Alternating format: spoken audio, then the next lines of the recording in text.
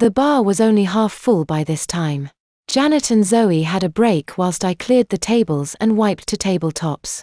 With not so many people standing in the bar and interrupting the lines of sight, I get to see my reflection in the many mirrors that fill the alcoves.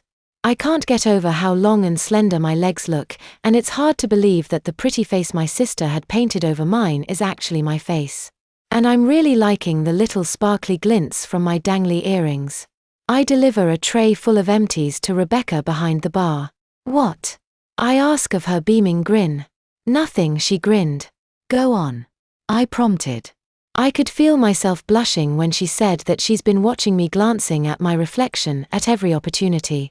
"You fancy yourself, don't you?" she said. Well, I look pretty hot," I bashfully replied. "Does that make me sound vain?" "Not under the circumstances," she said. "Janet's done an excellent job on you." "She has," I agreed.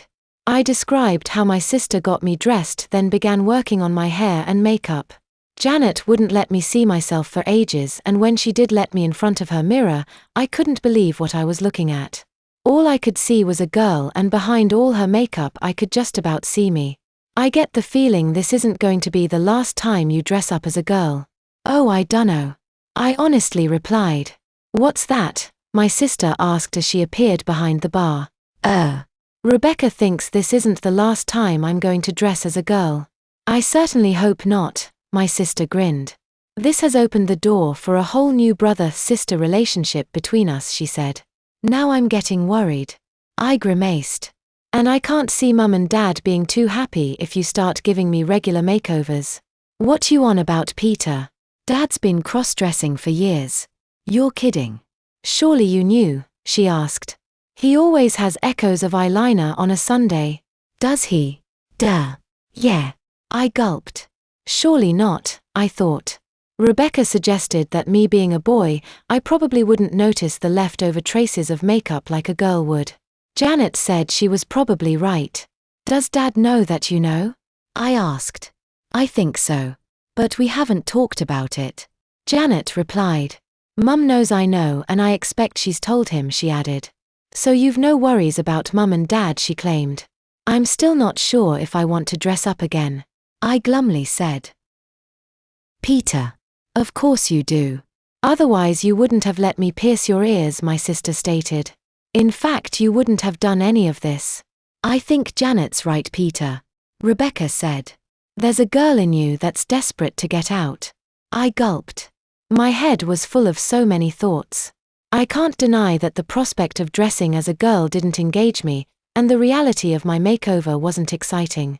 Dancing on the podium in front of dozens of onlookers and photographers was really scary yet strangely thrilling, and the reality of being a scantily clad girl in a bar filled with boisterous blokes was enlightening as much as it was intimidating. "Oh, I dunno," I said. "Can I just get through today before I start thinking about tomorrow?" "Course," my sister smiled. "Come on, we'd best get back to work," she said. We cleared the tables together and chatted. "You do realize Mum and Dad will be in when we get back?" Janet asked. "And we don't have a change of clothes," she reminded me. I bit my lip. First I thought about them seeing me dressed like this. Then I wondered if my dad might be dressed up too. That would be weird. "You don't think Dad'll be dressed up, do you?" "Nah. He hides it pretty well," my sister claimed. "I think that goes on when he goes to bed early. And when they have their weekends away," she said. "When we used to stay at Granny's?" I asked. Janet nodded. I still can't believe any of this, but a lot of things seem to be slotting into place. "Blimey," I said. "I honestly though you'd noticed." "Nah," I replied. "I'm going with Rebecca's theory. I'm just a boy and therefore not programmed to detect invisible traces of makeup." "You're more than just a boy, Peter," Janet said. "You can be anything you want to be. Boy, girl, tomboy, lady boy," I sarcastically added. Janet smirked. I grinned. "We could have a house full of women," she suggested. I gulped and wiped the table as I considered the prospect of a family of trannies. "Even if you're right about Dad," I said.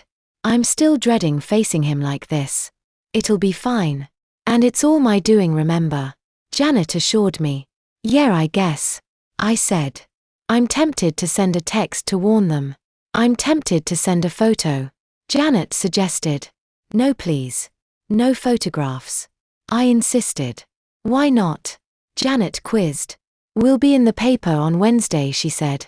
Mike managed to blag a double-page spread, which is why that photographer was here. Blimey, I'd clean forgotten about that. I sighed. Janet smiled. In fact, she didn't stop smiling.